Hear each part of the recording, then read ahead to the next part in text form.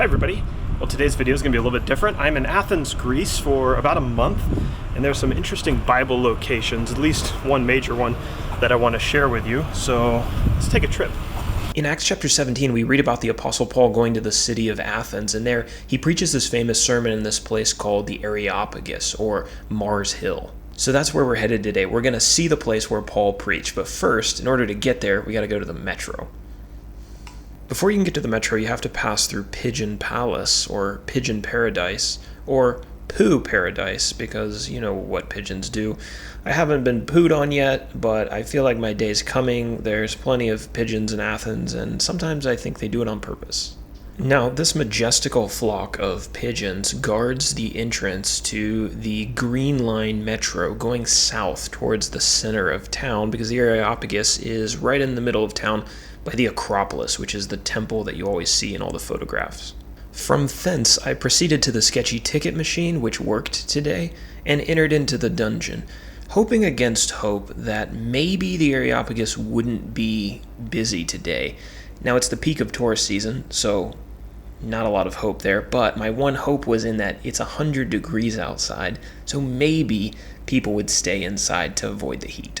Now, having grown up in Ohio, where there is no subway to be seen, I'm still slightly transfixed by the magical metal carriages that transport you around the city wherever you want to go. So I got on at the Victoria station and headed south to Monastiraki. Now, this is pretty much the tourist hub of the city, and from the bottom of the plaza you can buy all your tourist wares and needs, but you can begin to see up on the hill the buildings and structures of the Acropolis, which again is that really popular, huge, impressive temple that's pretty much the symbol of tourism in Greece, at least in Athens.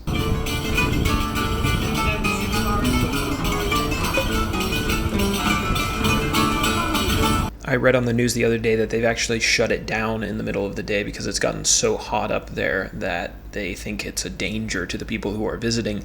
So when I was there, it was actually closed, and so you're not going to see any people walking around up there. There are plenty of historical sites to see along the way. You actually have to walk uphill, quite a steep hill. You can see me following Peter, James, and John here up the hill to get to the Areopagus. Now, unfortunately, there are people who are, I hesitate to say scammers, but slightly dishonest along the way to these tourist sites. This guy here that you're going to see is kind of one of those guys. So there's this very well-known scam in Europe where these guys, they pay you a compliment, get you to acknowledge them, and they try to give you a bracelet, and they say that the bracelet's free. They tie it around your wrist, and then they basically shame you into giving them donations. And it's kind of a scummy thing, but if you ever run into these people, you just, maybe say hi, just keep on walking. Don't take the bracelet. Otherwise, they'll follow you around and shame you for not giving them some money. After you make it past Scammer Row, you finally make it to your destination, and that is the Areopagus, which is this huge rock formation, this rock plateau basically, that overlooks the city. There's a plaque there, which I can't read because it's in Greek. I think it says something about Paul. Then you proceed up the metal stairs, which have a metal guardrail, which will sear your skin off if you touch it. When you get to the top of the stairs, you're met with this fantastic view of the entrance to the Acropolis, which comes into play in Paul's words in his sermon that he actually preaches there. But then you have the choice to go up the hill either by the path that goes around, that's the safe way, or to go up the back of the hill to get what I think is the better view, which is what I did. However, it's a little bit more dangerous, and I may or may not have been blown over by the wind and slipped. You would think that it wouldn't be slippery because it's all rocks, but so many people have gone up there and walked around up there that the rocks are almost like rocks that are under a waterfall where they're really, really smooth and slippery. The view from up there is really incredible. You can see the entire city of Athens, which is certainly much bigger than it used to be, but it would have been incredible even in Paul's day. One thing that is really key about that location is that you can see the Acropolis from there. And I think Paul plays into that when he preaches his sermon. He tells the Athenians that the true God of heaven doesn't worship in temples made with hands. You think about it, he's standing on that hill. One of the greatest temples in the ancient world is right there. And maybe he's pointing at it and he's saying, God doesn't live there. God dwells in heaven. So this is the place that Paul preaches the well-known sermon in Acts 17, and I just want to read it to you very briefly, and maybe you can get a new appreciation for it here. It's not very long at all. Acts 17:22. So Paul, standing in the midst of the Areopagus, said, "Men of Athens, I perceive that in every way you are very religious. For as I passed along and observed the objects of your worship, I found also an altar with this inscription, 'To the unknown God.' What therefore you worship as unknown, this I proclaim to you. The God, who made the world and everything in it, being Lord of heaven and earth, does not live in temples made by man, nor is he served by human hands as though he needed anything, since he himself gives to all mankind life and breath and everything. And he made from one man every nation of mankind to live on all the face of the earth, having determined allotted periods and boundaries of their dwelling place, that they should seek God and perhaps feel their way towards him and find him. Yet he is actually not far from each one of us. For in him we live and move and have our being, as even some of your own poets have said, for we are indeed his offspring.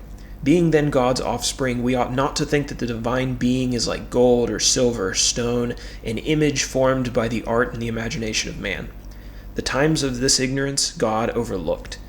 But now he commands all people everywhere to repent, because he has fixed a day on which he will judge the world in righteousness by a man whom he has appointed. And of this he has given assurance to all by raising him from the dead." And that's where Paul concludes with the resurrection of Jesus. And he had a mixed response to that message of resurrection. But there were some believers, namely a guy named Dionysius, who, if I'm not mistaken, is considered the patron saint of the city of Athens for that reason. So that pretty much concluded my trip to the Areopagus. I just wanted to show everybody where that took place, because I know not everyone's had the chance to go to Athens before, and it brings the Bible to life when you can see some of these places.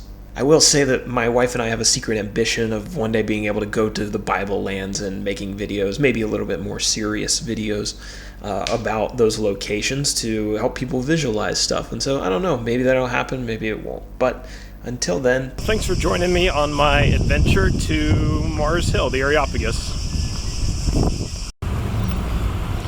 And one final note before I leave you. If you're in Athens and you're craving Chipotle, they don't have it here.